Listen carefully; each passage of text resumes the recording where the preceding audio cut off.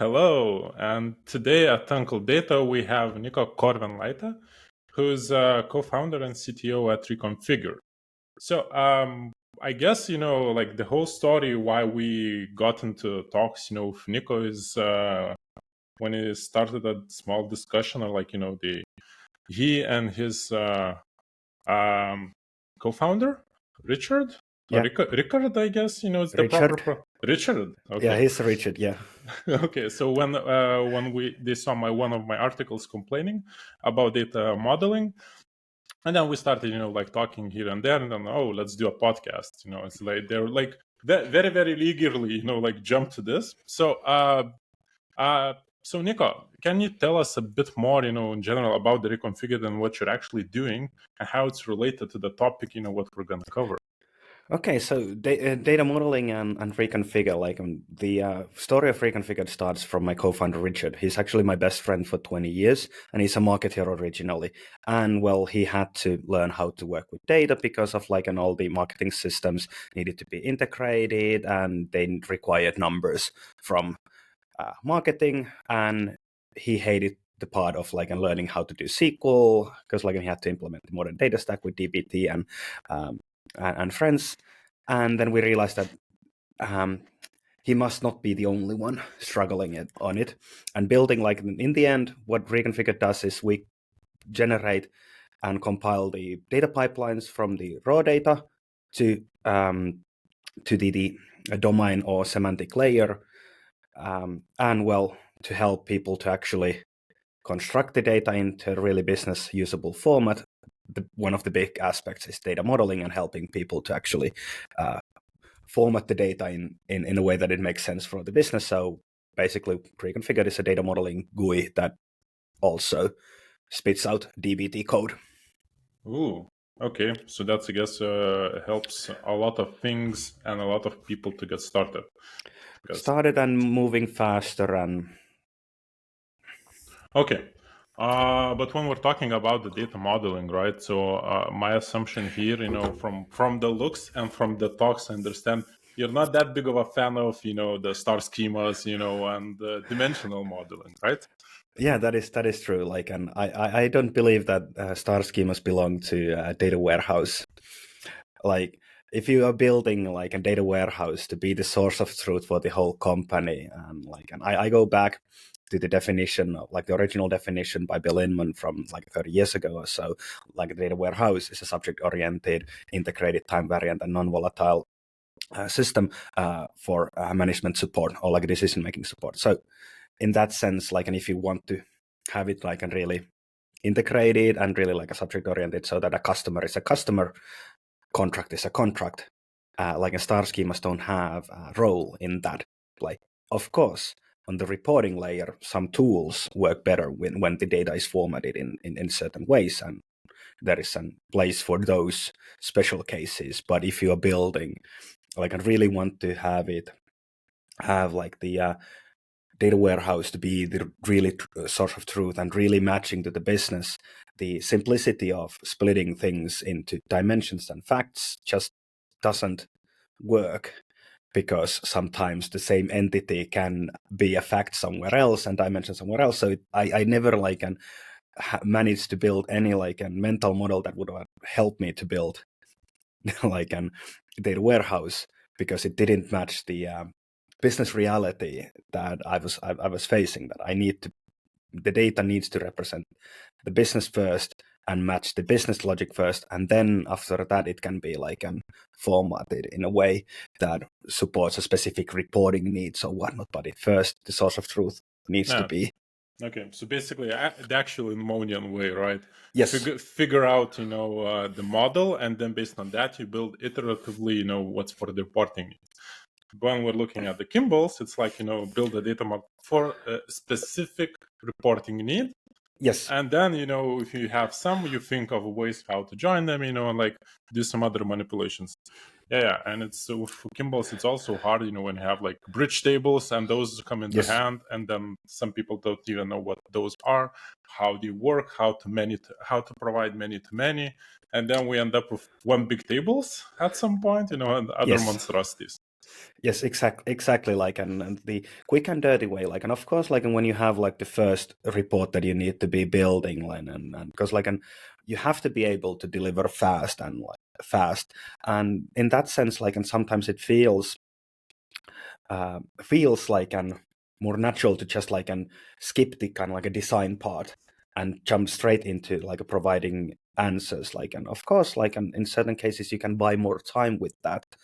And I think like an the Kimballian approach of like and constructing the data warehouse from a set of data marts that are based on like a star schema and dimensional modeling, like and has similarities to the the currently really popular without the so-called query-driven development, where people like an analysts given the power of dbt are just like a jumping in and like and creating materialization like and one by one for each question coming. And like and I think like it has like a similarities of like and we need to be able to answer this business question quickly and construct the models for that, instead of like and first taking the step of like and hey, how does our business actually work, and taking the time on designing like and how does the business work and what are the core concepts in the business, so that we can actually ensure over longer time that the reports do align and people are getting like a trustworthy data. And we don't have multiple sources of truth, right? When it's decentralized data team, right? And one department has one definition of active and another one is like different. And they're like, why our numbers is not matching? Yeah, it's because you're not aligned on these things, and you don't have any proper ways, I guess, to ensure it. At least with the current tools available. Yeah. Continue, sorry. Yeah, because like, and I think like, and there needs to be like a certain level of. I'm a believer of like, and in a certain level on the hub and spoke model of the team structure, like and centralizing the tooling and the core definitions, but like and splitting out the analytics capabilities to the teams, because like then because like the analytics needs to be close to the domain experts, and the analysts like domain experts are the best to answer the questions, but like and one needs to centralize around the core definitions in the company to help alignment on the data. Yeah, that's true. What also saw, that works best is actually when you have like the data engineers, like, as a core concept, they're sitting together defining, the latency, ingestion standards, and these things, and they just give out a properly available and easily understandable data model for the analysts, or, the later with the rise of DBT analytics engineers, to create, if needed, some data marts or things, to speed up the process.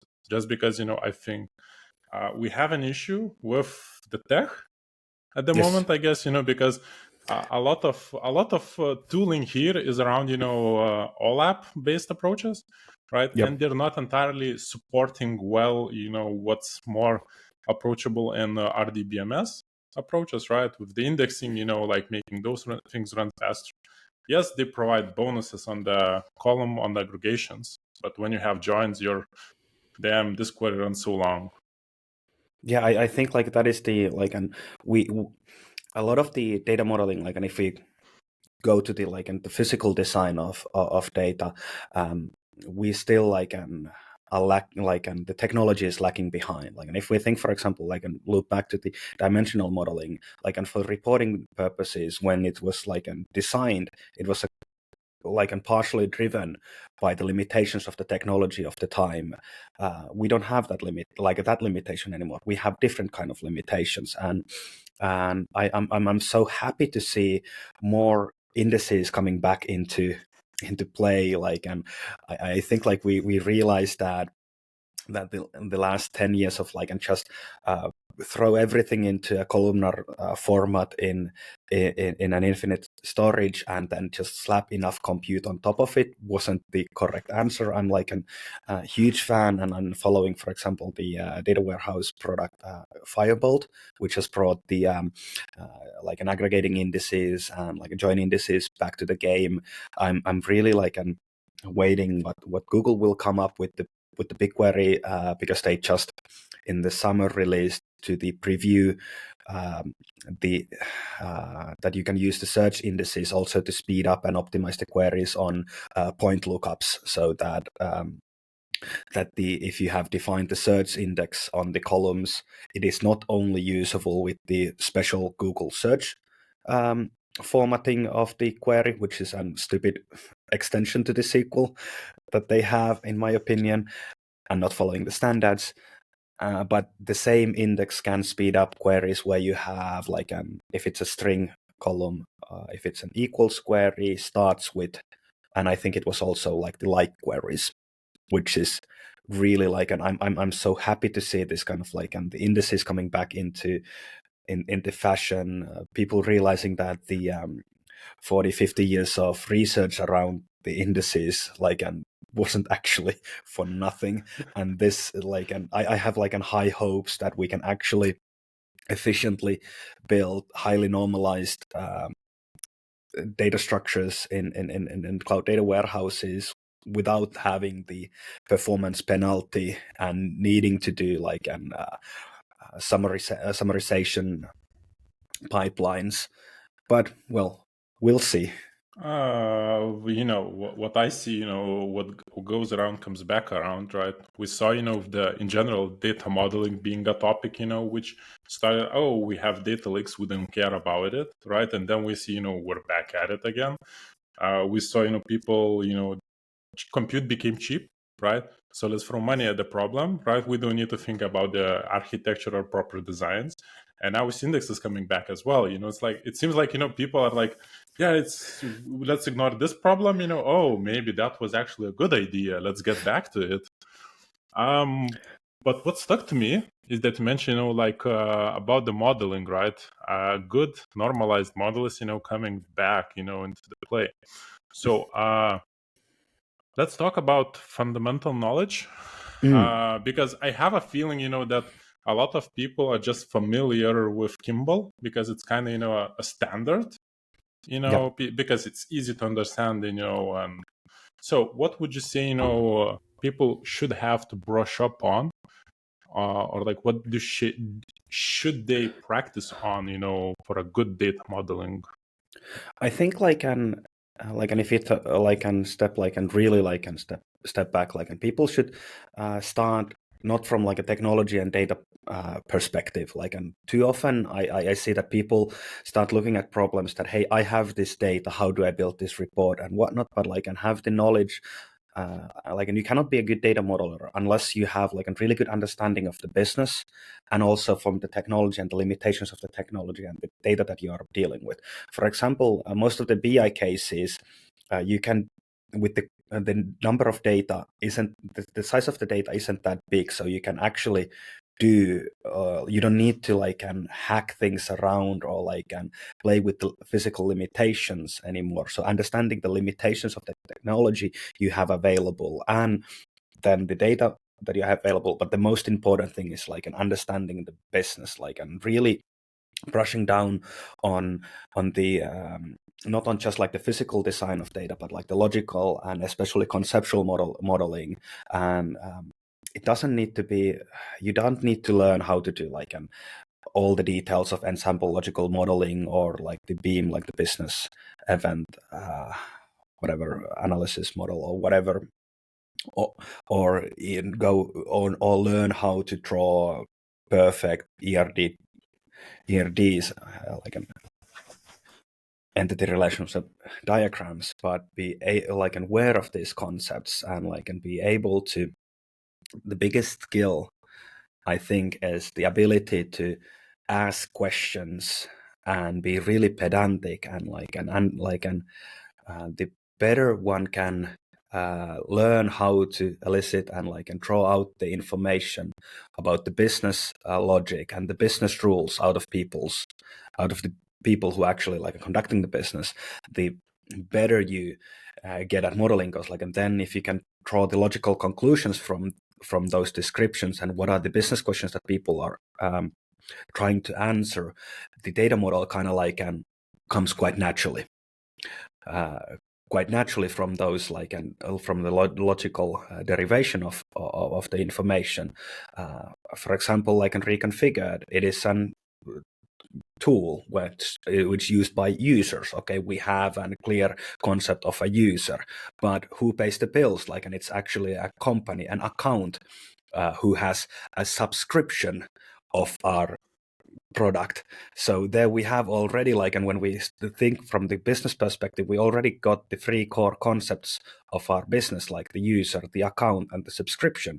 And then we can start like thinking about like where do we get the data and what are the attributes, what are the natural keys of these things, what are the and physical primary keys that we need to build. But it's all about like setting the technology aside for a while and having the discussion and the stricter definitions and being, and I repeat myself, like I'm being sometimes really annoyingly pedantic with the questions. Like, and the classic example that I have is that you have a CEO of a small company, and he says that I want to send like a hand signed Christmas cards for our top customers. Give me the list of top customers. Well, then you have to start asking questions like, what is a customer? What does a top customer mean? Top by what metric? The CEO might have like the revenue. Okay, the revenue by what time frame? Like the lifetime revenue, the last 3 months of revenue. Is it like the annualized revenue? Like, and then like what actually is revenue? Is it the financial department's definition of like how much money did we actually get after all the discounts and credit notes and whatnot? Is it based on the product usage if we are a SaaS company, for example, with an usage-based pricing? Or is it then the bookings that the sales originally sold to them? Like, and what is the definition of it? And as such, I think it's also a mental state of like being able to put yourself and being a proud, humble servant. Like, and the one thing that and how I see myself closer to court jester, if you think about medieval times, than a lord, because I don't want to be part of the politics and the power game. I'm the court jester, and usually the jester in the old medieval courts was the only one who was able to criticize the king without losing their heads, and as such, like, and often became the most trusted advisor of the king because they were outside of the power play of the other ones. And this is this is how I see myself, like, and the kind of like an also knowing one's place, that the data modeler, the data architect, the data engineers, the whole data teams, their purpose is to serve, and you can be proud servant. And I'm really proud and humble. So what you mentioned, like for me, it's like the logical, physical mind, ask questions, to get understand, these kind of what's the needs of, or like, understand the logic of behind all of the, like, I don't know, connections and these things. For me, it looks like, it's like the natural data modeling approach, right? You define the conceptual model, like all of these, it's like in the right order, right? You're defining the entities, the relationships. Like, your answer is like completely by the book, how you define the processes, so what I actually love, is that people don't know, I guess, even those three standard steps, and how are they defined. And that's, I guess, what causes, some issues and makes the query-driven development. I completely agree, and it's a lack of knowledge and lack of awareness. But also, I think there is a certain level of misunderstanding that these exercises would be really long-taking and expensive.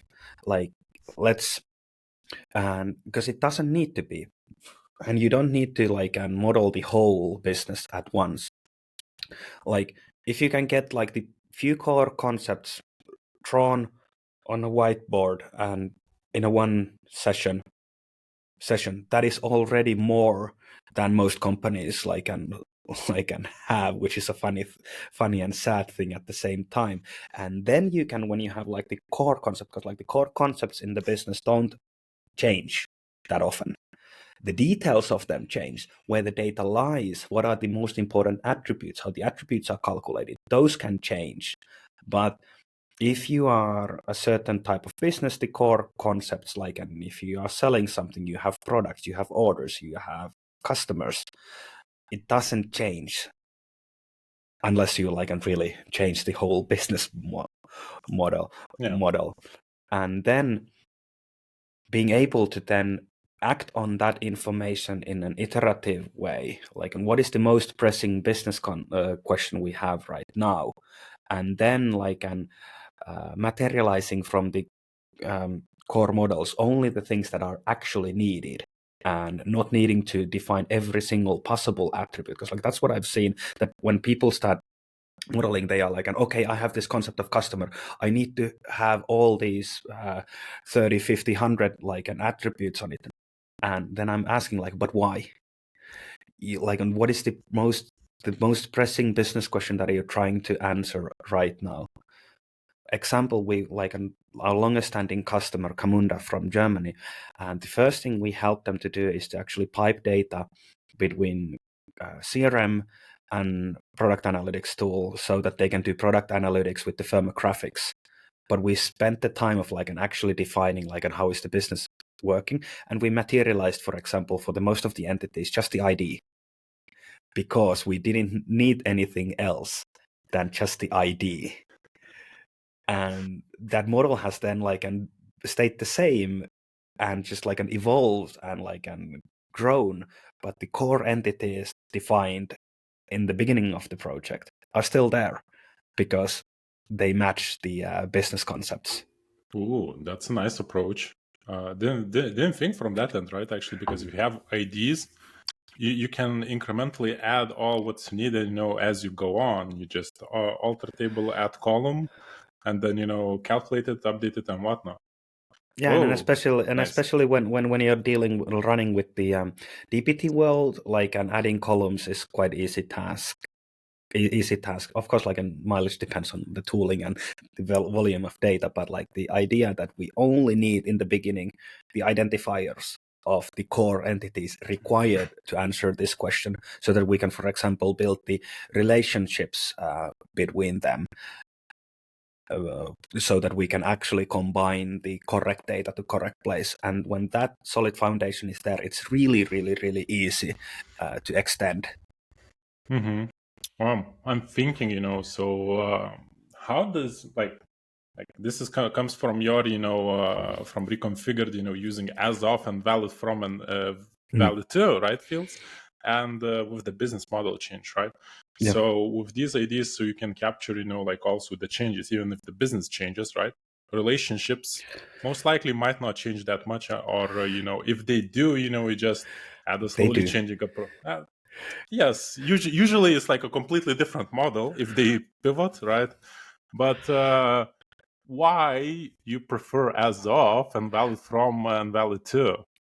Oh yeah, because like the time is often pain in the ass, and and if we want to build a good data warehouse, it needs to have like the capability of answering what was the state 3 months ago, like to be able to do, for example, cohort analytics, even in a B2B concept, like a setup, like, and what the leads that we had in January, how have they actually evolved over time.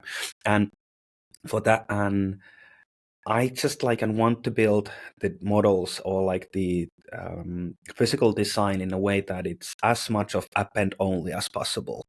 It is because like an updates are expensive.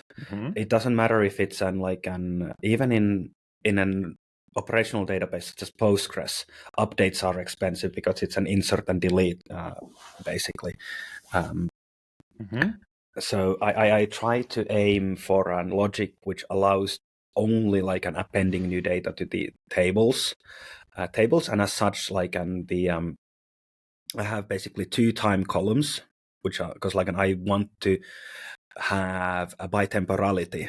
So both the business, like, and when was the business logic valid, and what was the time when we were able to see this validity, so that, for example, for an audit purposes, we can go back that what was the like a valid price, like, and what was the window of time when someone might have seen a wrong offer, for example, and then like, and are there like customer success claims actually correct? Of course, like, and usually when customer complains, you just like give them the discount or return, but then you can like later on analyze that how many of customers might have seen, for example, the wrong pricing on the page. So I have 2 columns: the loaded ad and then the as of. That is my my like an approach to Python temporality instead of like the intervals, because like the intervals require updating column with window functions, and analytical databases are, if you have like a defined thing, for example, the clustering key correctly, they are really fast at calculating the windows. So getting the, when needed, getting the validity window. For example, when I'm constructing time-based relationships, like and with joins, because relationships do change often.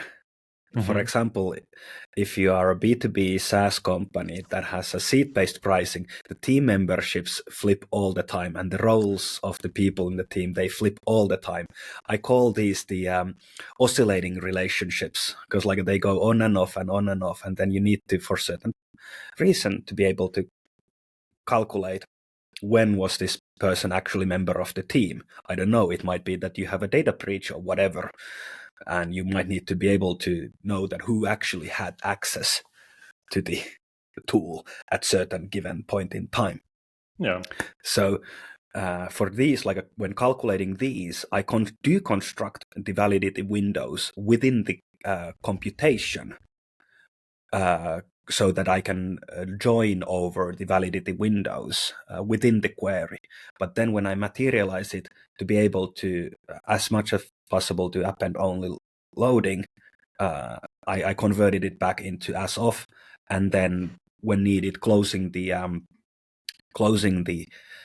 a validity window with a tombstone when there is a deletion or removal of things. Ooh, okay.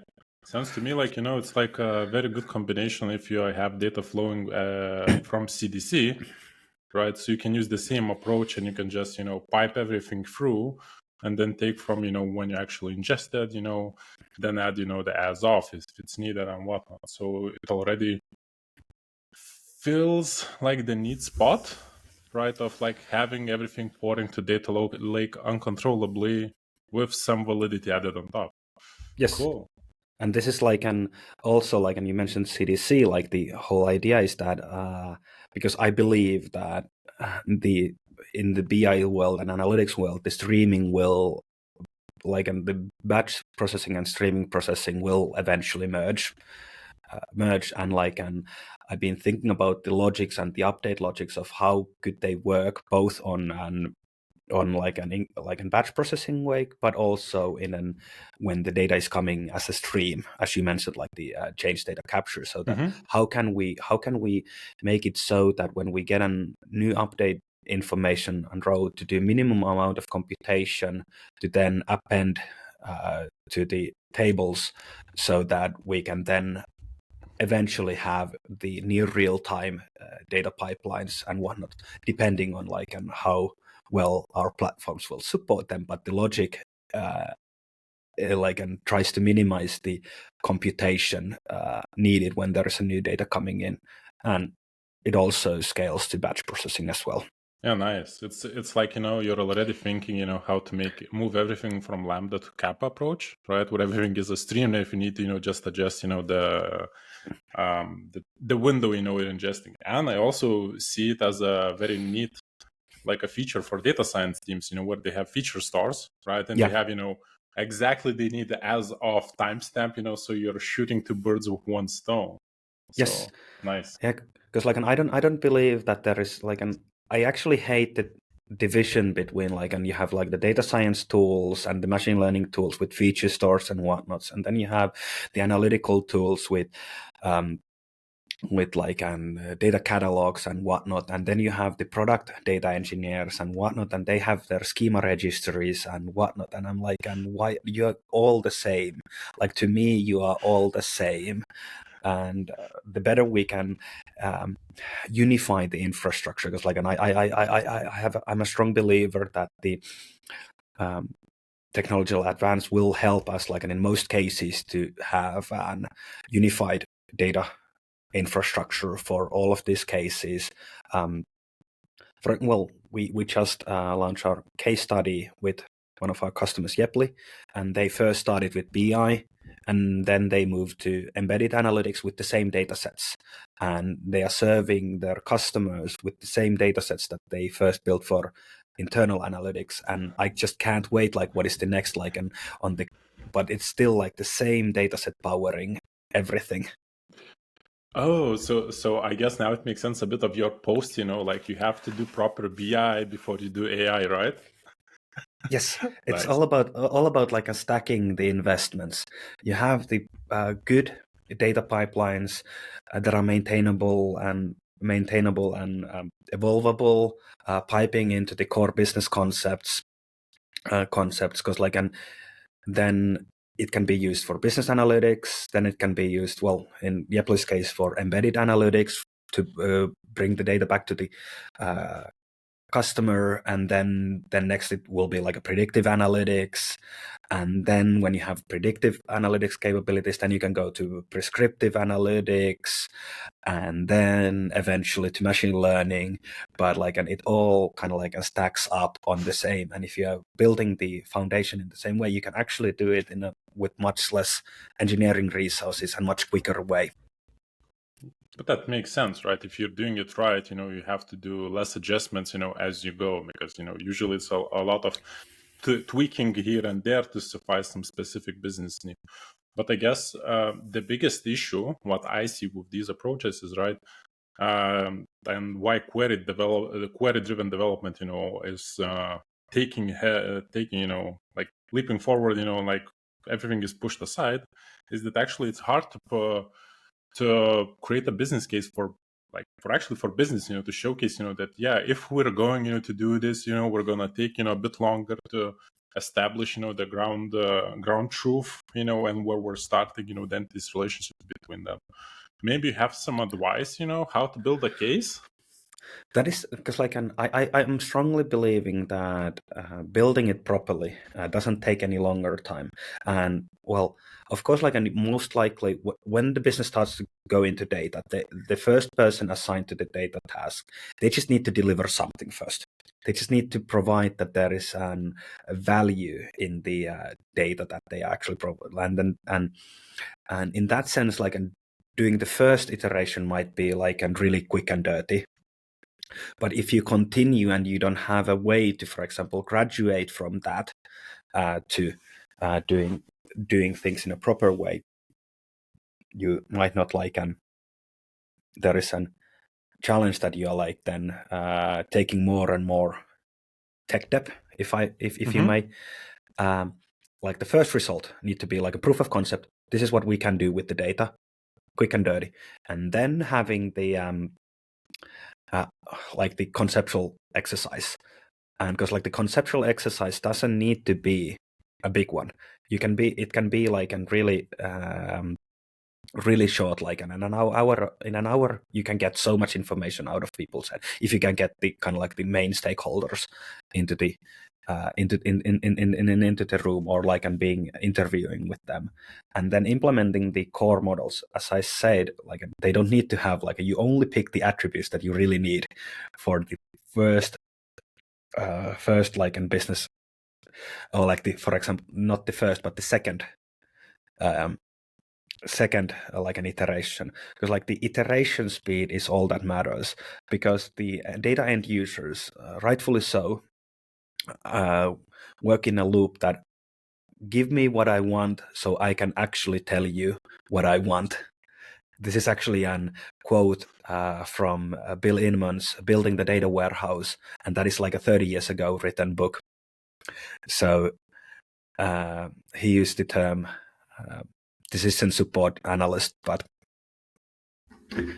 the same thing. You need to be able to bring data so that people can then ask the right questions, and it requires just a discipline discipline. I know this is a bad answer, but like I'm trying to draw the kind of like the conceptual model, and then like I'm implementing that into the data warehouse or like the data platform or DBT project, and then just like enforce oneself to pipe everything through that domain model when it's something that is pushed to production.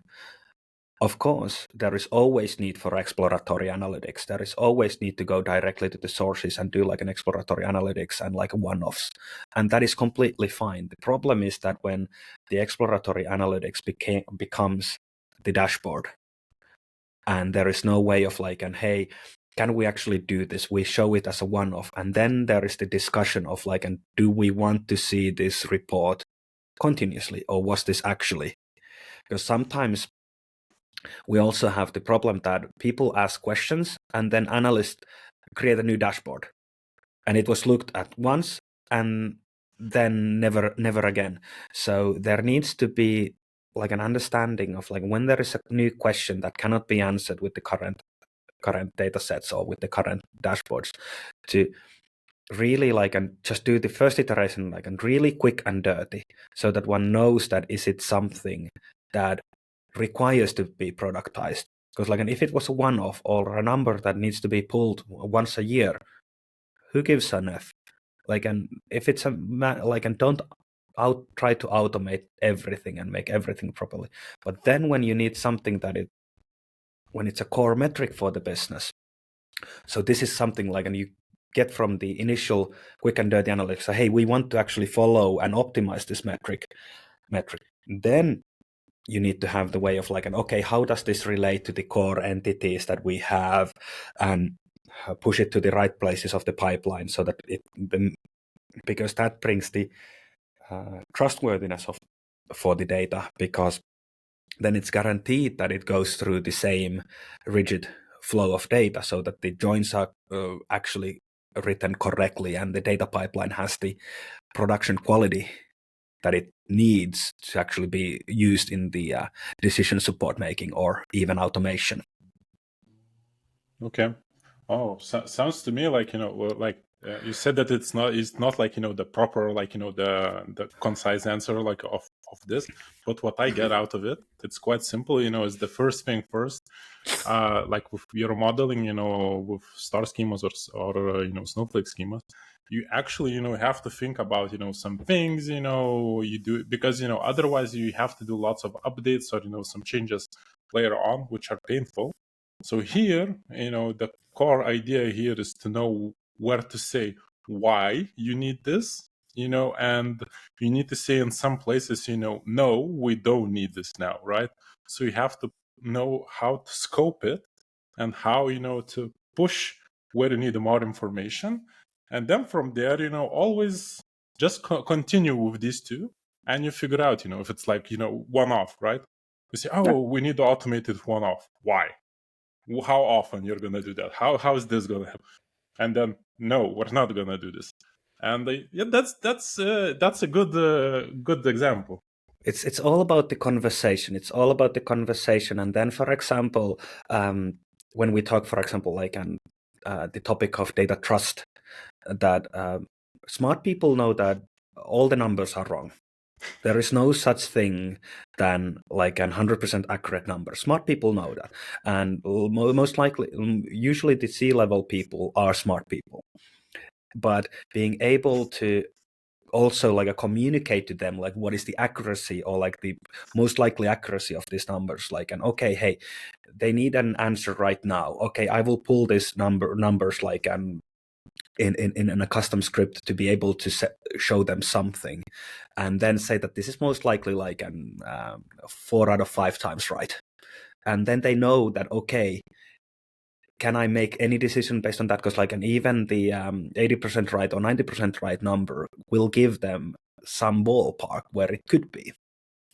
And then we can start asking like, and okay, is this a number that we need to see like an every day, every week? And what are the decisions being built on top of this number? Like, and how accurate can we actually make? How accurate do we actually need to make it? Like, what are all the possible corner cases that we might need to take into consideration? Like, and does it and then have the discussion like, does it matter?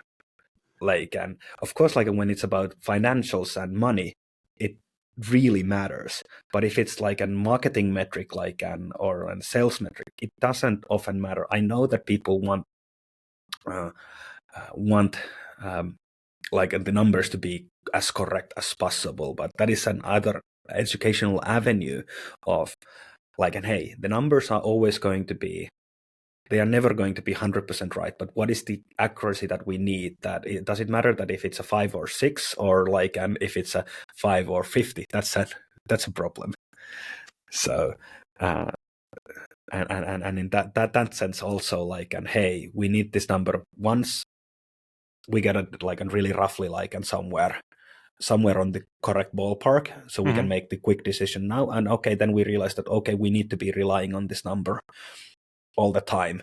Let's put the effort of calculating it really right, or like an at least like a 99.9,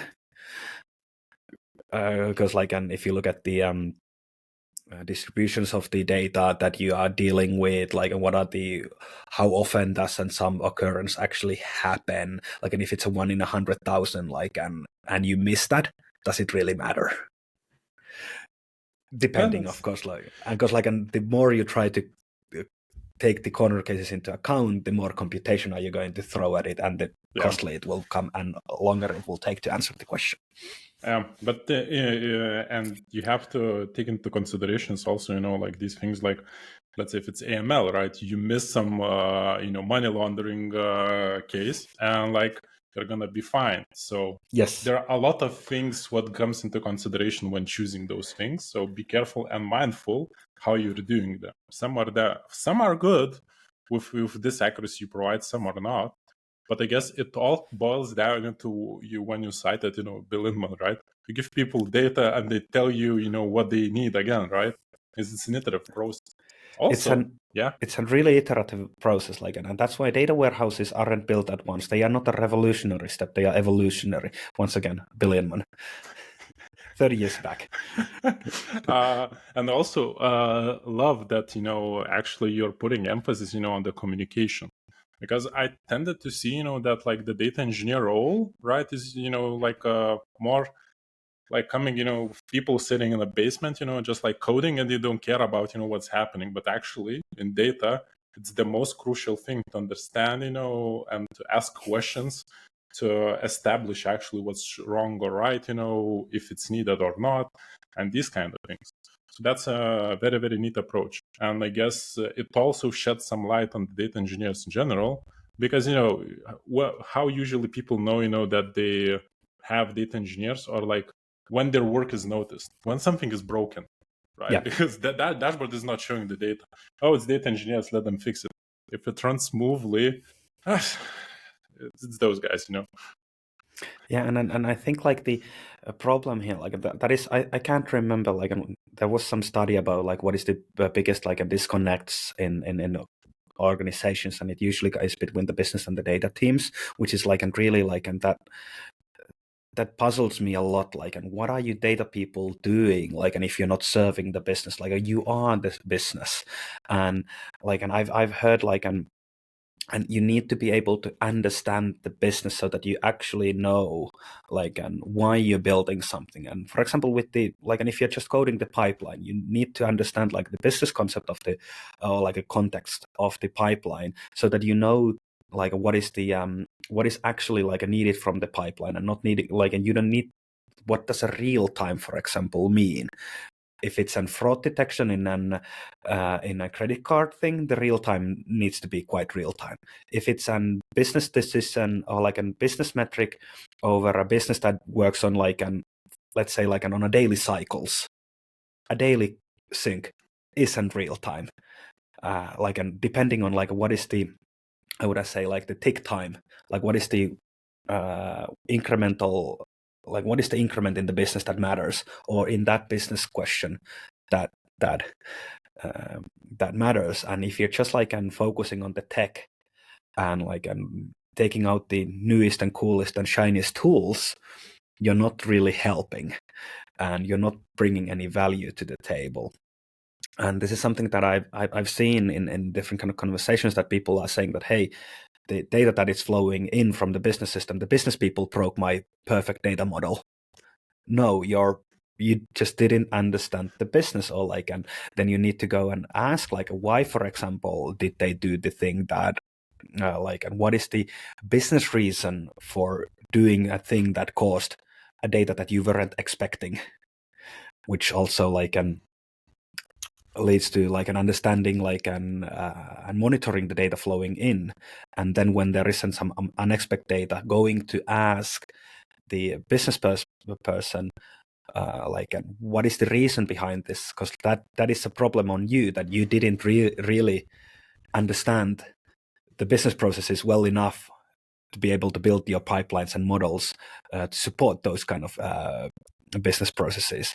And another aspect that I've seen is that when you're just focusing on the tech, and like, and you're not really focusing on what is the like, and thinking about the business context, is that you might start do local optimization on stupid metrics, or like looking into like silly quality metrics. One thing that I saw recently was that, hey, we are looking at the how many percentage of our DBT models are documented and how many of the columns are documented. It's a completely a vanity metric. It doesn't matter, because most often the documentation will end up being, this is an email address in a contact. Well, does it tell anything more than the that the column name and the context where it is? What is important to document is when you have a complex calculation, and explaining why that complex calculation is being done, what are the corner cases, or what are the assumptions on which it relies. Everything that is like a self-explanatory, such as like an email address on a table called contact, doesn't require documentation. And like, and being able to actually like, and also prioritize one's own work based on the business context, like what is actually meaningful and when something is good enough, and go with that. That's true. Though, on the tech part, right? So from my end, what I see in some cases, if you're saving costs, that's very important for business. If it's doing the same thing, but just slapped a different label on it, right? It doesn't matter. You can do that, if you want. You can do it on the side, check how it works, but first comes the business value, and pushing the business forward. So that's, I guess, why they actually hired you, in the first place, not to POC some things which are not going to be useful. And that's cool. I'm thinking. So in your case, right? As I see, you're, you mentioned Reconfigured is generating, DBT models. So I guess that's one of the tools. Any other standards you see, uprising on your end? Like, I'm really like interested to see like the what's happening in the activity space, like, and because like well, sometimes, especially in digital businesses, it's not like, and some of the things are not like as much of like an entities, or like I know, and those like an entities, and where we have like a core concepts, but when it like that has been solved, and that has been solved for like a long time. But when it comes to like an analyzing event streams, and especially like in behavioral analytics, or what did the users do and whatnot, like the activity schema has a really good ideas, for example, but I would not I would not recommend like just going with the activity schema. It has a good ideas. I like some of the ideas, and then like a standardization of certain metrics, like that, like when you have certain type of business, you have, and most likely the metrics that you're looking for needs to be the same regardless of like your business. I know that each business wants to be unique, and they are unique in certain ways, but certain metrics, if you're in a certain industry and a certain type of business, and you don't need to reinvent the wheel. So and some of a templatization of that and then, well, the I'm preaching the Inmonian style, and some people have like relabeled it as the entity driven or like the entity centric modeling, which is nice rebranding, and like because I'm a strong believer that the semantic layers, the more natural language processing things combined with then really nicely structured semantic data model with the information from the knowledge graphs and whatnot. And I see that I'm just like I'm preaching the entity driven or like and really normalized and clean data structures, because like that will unlock so many other things, and I've seen that I'm not the only one like I'm preaching this approaches, and there are like more and more people joining the crowd. Nice. But when you mention semantic models, I guess, when you have every neatly relationships defined, and the relevant metrics documented well, right? You can plug in LLMs, and then you have, a chatbot who can answer, the most basic questions, right? Exactly, exactly, and especially like when it's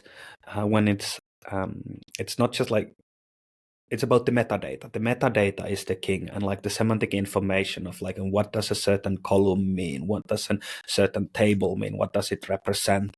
And that combined, like in the large language models, weaknesses are the strong sides of knowledge graphs and the vice versa. So combining those two, and then when you have like the data already like and laid out in a really nicely semantic way, I think that will like unlock so many things. That is like why I'm like 100% focused on helping people to build the data into the shape that it is usable with the upcoming tools. Nice. That's really nice, to speak with people, who actually, don't see everything like as a star schema, and they have a, let's say, I even see myself sometimes, as a data fossil, right? Because you're like, seeing, the cycle already repeating, like, and we're back to this again. So we are actually, battle test some of the approaches and know actually how it's going. So it's super nice, to get to pick their brain, to understand how they're thinking, when what they think are the future, how we will go forward. And I guess I'm kind of out of questions, apart for one where I ask people about their book recommendations. So, Niko, what would be your recommendation for the listeners? Okay. So lately, like the couple of favorites I have is the Fundamentals of Data Engineering by Joe Rice, and then there is the Data Model Storytelling. But if you're like that is another book. Larry Burns, I think, is the author, and then one of my absolute favorites, like, and if you're like an analyst coming to analytical engineering and whatnot, like, and really understanding the fundamentals, and for that, I recommend the designing data intensive applications. That is my all-time favorite because it like an understanding like an why something, and it's not even a hard read. Yep, And even the though it funny looks, yes. and then the funny thing that I've been recently like and skimming through is actually the 30-year-old classic Building the Data Warehouse by Bill Inman. If someone has a hard copy of the like an first edition, I would be happy to buy. I've been reading it from like and from the Internet Archive, because we can borrow it from there. Some of the concepts has like and of course outdated because of technology has evolved, but the core concepts like and rock solid. As usual, the core doesn't change. Yes. Nice. So thank you, Niko, for having this nice chat. Was lovely speaking to you, and Thank you. hopefully, the weather will be at least a bit warmer. But it's winter, so who knows? So thanks again, and for the listeners, see you in the next episode.